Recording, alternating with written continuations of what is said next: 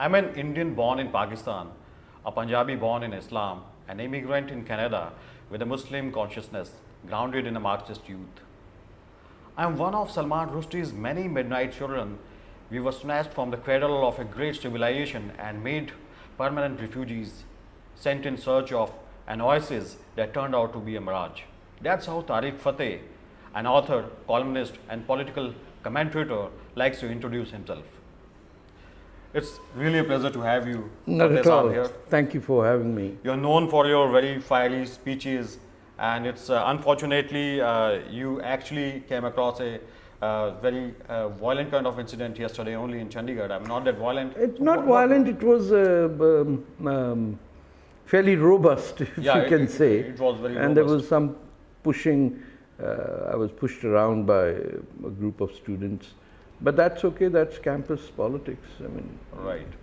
And why do you call yourself one of Salman Rushdie's many midnight children? You see, the midnight children is a metaphor for those who were born at the time where they had no bearing on their own lives as to where they would end up.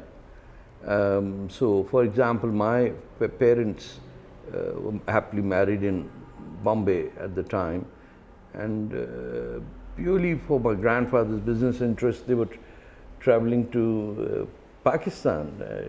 They had an industry, and so I happened to be born over there. So I have no say in whether I'm a Pakistani or an Indian, but by my ancestry, I am an Indian. And for some reason, if you're born in Pakistan, most Pakistanis then have to take up this demeanor of a hatred for India and a complete rejection of the Hindu ancestry, which I refuse to do. Perfect. So you are banned in Pakistan, right? And what are you exactly against at? Like, are you against the Islamic religious fanaticism? No, this has got nothing to do with, I'm against the creation of Pakistan. I think this is a amputation of India's limbs, both in the East and the West, and history will see it as one of the most serious crimes committed against Indian civilization by one man, Muhammad Ali Jinnah, and his paymasters in UP, Bihar, Hyderabad, you know, the Urdu Hindi belt of India, and Bengal, of course. And the people of Pakistan have been, which didn't want Mr. Jinnah, you know, Frontier had a Congress ministry, Sindh had Congress government, and the chief minister was poisoned. Baluchistan was an independent country. So we are the orphans of Mr. Jinnah, unnecessarily cut away from Hindustan itself. And it's a tragedy that 90% of the Punjabi Muslims who are the real Pakistanis, yes. The others are basically colonies that Punjab occupies in Pakistan. They're completely unaware of their ancestry or their mother tongue or their Punjabiness or their Indianness. They have no idea what is Lahore, they have no idea what is Nankana, they have no concept of what is Kasur. So they are pretend Arabs. They are pretend Islamic supremacists, and they have adopted Urdu as a language primarily in a very supremacist role that say that a day will come when we will do the Ghazwa-e-Hind and capture Delhi back from quote unquote the Hindus. And you have said that Urdu is a very imperialist kind of language. For Bengal and for Pakistan, yes. But why? Because the language of 2% was imposed as a state language of a country, and Sindhis and Bengalis and Baloch and Pashtuns were made illiterate instantly. They were told your language doesn't count. In 1953, hundreds of Bengali Muslims were shot dead simply because saying, Urdu is not our language is Bangla. Okay. In Sindh, they banned the Sindhi language. But the Punjabi Muslims themselves banned their own language. But just because a segment of the population has an inferiority complex and wants to elevate themselves by appearing as cultured, you know, people who are pretend Nawabs of Awadh. It is imperialistic language committing cultural genocide in Pakistan. Well, there are thousands of people here in India, I mean, especially our elderly people, I mean, grandfathers, grandmothers. I mean, they are actually very proud of this very language, of the fact that they know, they read and know how to write this very. So here's the problem. Yeah. So the script of the people who invaded and destroyed India, the people are proud that they can write that script. So 1,000 years ago, Muhammad bin Qasim came and wiped out and destroyed and took 20,000 Hindu girls and sold them in the markets of Baghdad and Damascus. And some people say that they are proud of that fact. Why would anybody be proud of one script or the other? Look at how culturally devastating it is that the script, Urdu as a language, if it is written in Devanagari script, that's the script of Hindustan. Right. In Indonesia or in Somalia, in Malaysia or in Turkey, they don't use the script that you are using because they have an identity. They say, if the Arabs invaded us, why should we take their script? And here in India, Bhojpuri or Khadi Boli or all the languages of the plains of Ganga from which Hindi, Hindustani or Urdu have evolved, suddenly Urdu has taken a status of an intellectual language. So anybody who speaks in Urdu is considered to be bada padha likha and cultural. That's a complete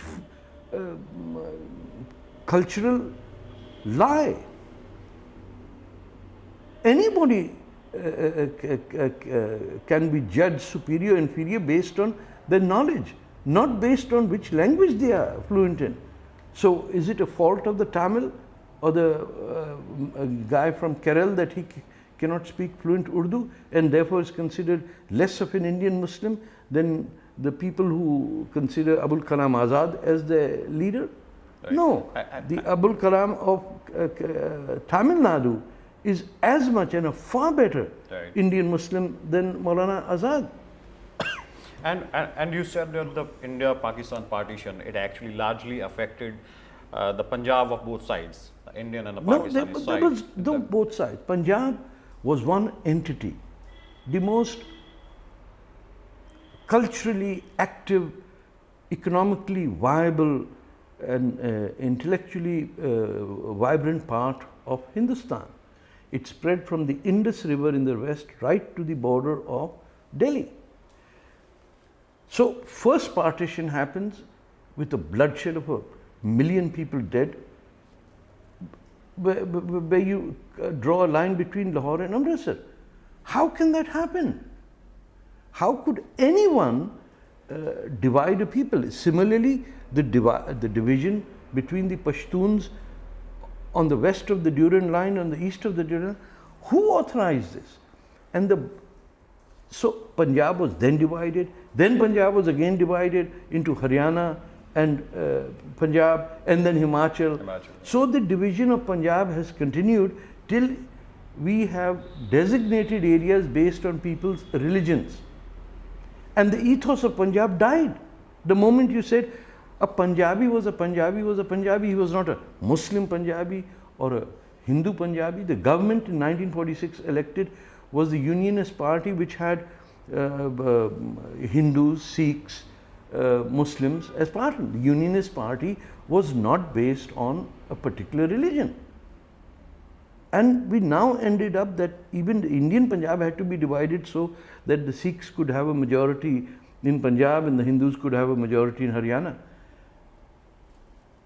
It's very sad, but the very basis of partition was then validated by India by dividing states based on religion. So going back to history, whom do you blame? I mean, you blame Nehru, you blame Jinnah, you blame... Primarily I blame Jinnah. And I blame the Nawabs of UP and Bihar and Hyderabad and Bhopal and Bombay. It was Bombay's Muslims that elected Muhammad Ali Jinnah for 26 years. Now if they are saying oh, we didn't migrate to Pakistan, therefore we have nothing to do. You elected the man who did it. Liaquat Ali Khan from Karnal. Look at in UP, Chaudhry Khaliquzzaman, all these people who then split families. Some went to Karachi and imposed their language on a people who didn't want it. How could you imagine that Sindhi language, a language for thousands of years, suddenly got banned by 5% of its population that came from India and said we are superior because we speak Urdu? Imagine if these people had gone to, say, Kerala and said, we are here and now Urdu will be the language, Malayali is banned. You think anybody would have tolerated that? Then why should the people of Sindh tolerate that? Why should the people, the Pashtuns of Pakistan, accept the fact that the national language is Urdu? A completely different grammar, a completely different gender side, a completely different way of living is imposed on somebody else. If Pakistan had to be Pakistan, then why wasn't Afghanistan in Pakistan and Iran also? So, and how do you look at India-Pakistan bilateral relations? Because There are politically, diplomatically, they have failed. And there is no reason to have any diplomatic or trade relations with people who wish to destroy you. You strongly oppose that. I say absolutely no contact with Pakistan. So what is the solution ahead? We have failed on all fronts. What solution do you need? politically. They keep attacking you. What solution do you want? Every time they come and kill you, you don't have an answer. How long will you wait? How many times would you like to be attacked? Lok Sabha attack, 2611 attack, Uri attack, Pathankot attack. Now you've just had last week 2 officers and 5 Jawans killed, and life goes on in India. So the Pakistanis are laughing at the Indians. No amount of people that they kill, Indians' lives go on as if nothing happened. So the general perception with the people before Modi government, the BJP at center came in power, that was that they will actually deal Pakistan with an iron fist. But then They over the are. time, No, they are dealing. But then at the same time, the attacks, proxy attacks from the Pakistani side, they have also enhanced over the time. I mean, just yesterday, 7 Indian soldiers, they were butchered. Absolutely. They not only that, they've committed war crimes by beheading Indian soldiers. India should on its own declare Pakistan as a terrorist state and tell any trading partner of Pakistan, if you trade with Pakistan, you can't trade with us. Any multinational that's operating over there will not be allowed a head office or branch operation over here. We'll see which side is chosen. Put an embargo on Pakistani ports. Make sure that the Indus Water Treaty is abrogated because India is at war with Pakistan. Right. And let Afghanistan build a dam on the Kabul River. That's the way you fight an enemy. You don't fight an enemy by saying, there's this expression in Urdu or Hindi, "Ib ke maar, phir dekh lenge." And since 1947, the day Pakistan was born, a few months later they invaded India. Then they invaded again in 65 and putting their soldiers in civilian uniforms. Again, it's a war crime. They did it in 1999. Again, that was a war crime. The Indian army should have walked across the line of control once the Pakistan army had been defeated, because Gilgit-Baltistan is Indian territory. It's sovereign Indian territory. It's a pity that there are no Lok Sabha members representing that in India's parliament. The day Indians themselves, individuals in their heart, believe that part of their country is under occupation, but nobody is telling them this. Right. And coming back to the Indian politics, how do you look at the changing political landscape? Right now, so many developments have happened, demonetization has happened, and in a way, many think tanks claim that the right-wing parties, they have actually hijacked the leftist agenda. I mean, because the leftist parties, they always wanted equality, regulation, that states should be deciding that what should be the money with the common man. So, with BJP taking over, hijacking that very agenda, do you think that these parties like TMC, CPI, CPIM, or Aam Aadmi Party, I mean, their agenda stands hijacked? Well, it's not just in India, it's all over the world. Working class white Americans voted for Donald Trump, not Right. Clinton. You go to France, the same thing is happening. You go to Britain, the Brexit vote shows that despite the fact political parties were saying stay in the European Union, the ordinary guy said no, we're getting out. There are two things. The left has, after the end of the Cold War, abandoned its ideological understanding of economics. There are the time of organizing trade unions at factories is still there because there's production, but the entire new segment of the economy, which is the service economy or the post-industrial information age economy, the left has not understood. And so primarily the left has become anti-American as its sole determination. Right. And in being anti-American, they become allies with the jihadi forces.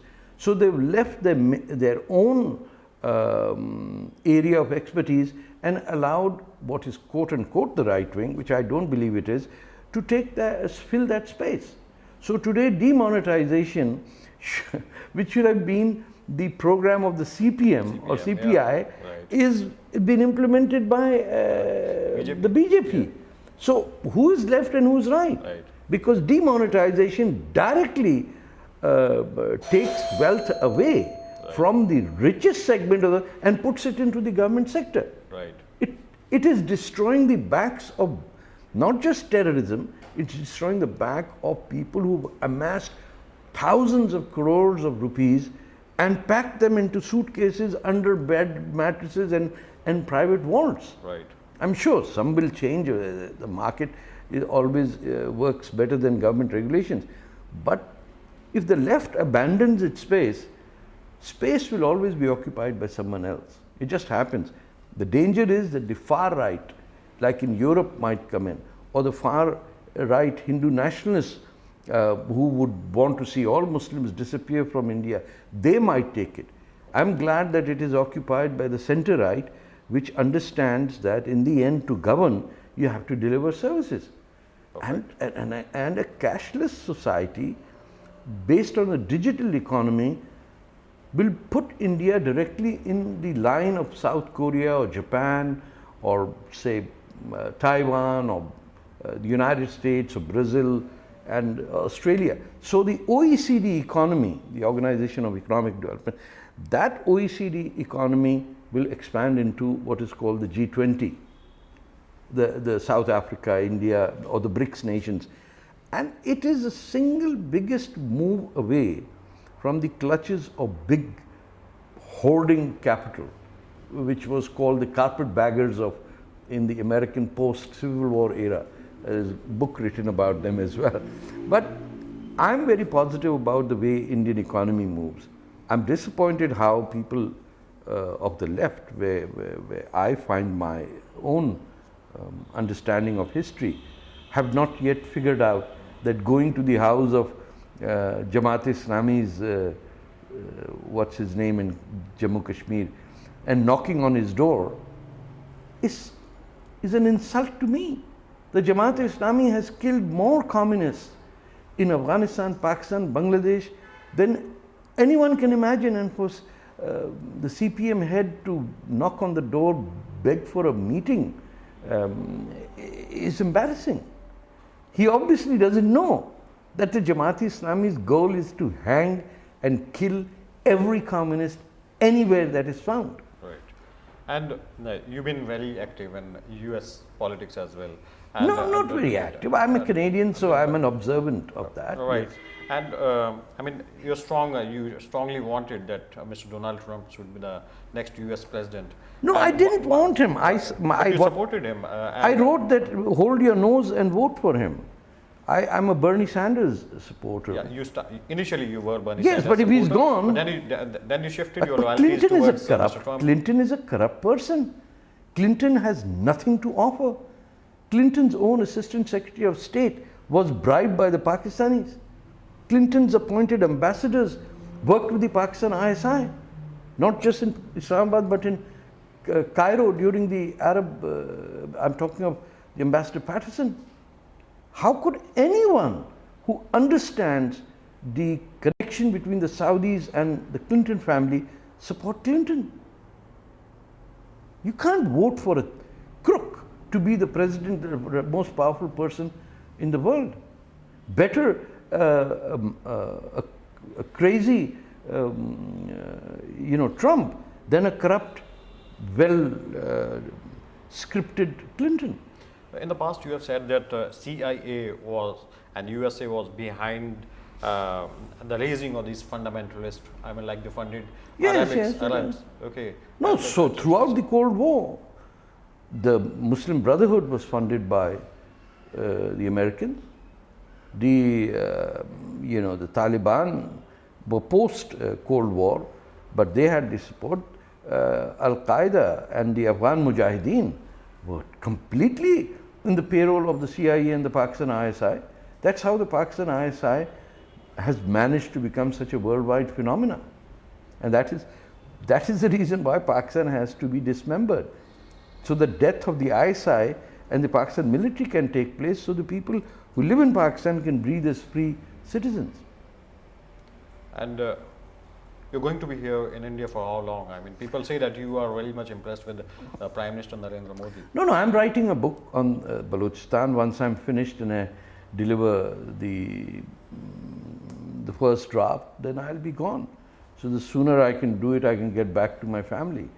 I understand that India is supporting the Baloch movement, the Baluchistan independence struggle, but I was shocked that there is nothing written about the history of the Baloch struggle. So it's my effort to have something there that Indians could understand what it is, because I went to JNU's School of South Asian Studies and I found students who were doing the masters, they didn't even know where Baluchistan was.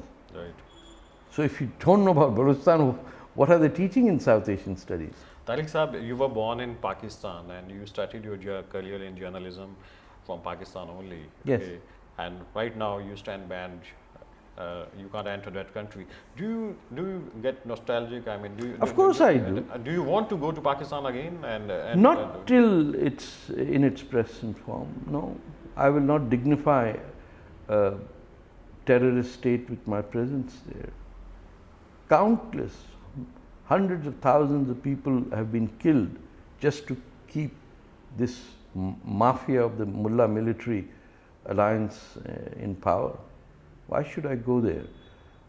Everybody wants to go to the place where they grew up as children. I can feel the pain of people who migrated from Pakistan to India and never went back and died over here. So I'm just one of the many. So do you still consider yourself a refugee in Canada right now? No, I'm a Canadian. You are a Canadian. I've run for state legislature, I've run in elections, I'm part of the Canadian fabric. I'm a columnist over there. Metaphysically, yeah. I mean, like your introduction. No. I own up to my Indian ancestry, but my cultural makeup, everything that defines me is the Canadian ethos. The whole notion of how people treat the disabled, or how nobody mocks at gays and lesbians, or how blacks and whites are equal, or how society treats its indigenous people. The world needs to learn a lesson from Canada. You have been very active in Canadian politics also, and over the time you have actually switched from many parties. I mean, maybe you differed with their ideologies, or their ideologies that differed as you evolved in your political thinking. Okay, and I was actually going through your entire profile. Yes. So no, I've for most of my life I've been with the New Democrats. I'm still a card-carrying member of the NDP. I'm not active anymore, but just because I'm a leftist member of a political party, I wouldn't support them if they are cozying up to jihadis. So why would I support the NDP if they are supporting burqas? Okay. And they are supporting burqas because of the vote bank politics that's coming in. Why would I surrender my principle just because the political party I belong to is trying to curry up favor with mullahs and hijabis and burqa. What's that got to do with either Islam, Canada, or being anyone? How can hiding your face be considered normal? Right. Thank you so much for talking to Economic Times, Tarek sir. Thank you. It was You're wonderful welcome. talking to you. Take Thank you so much. Thank you. So that's the wrap on this show. Thank you so much.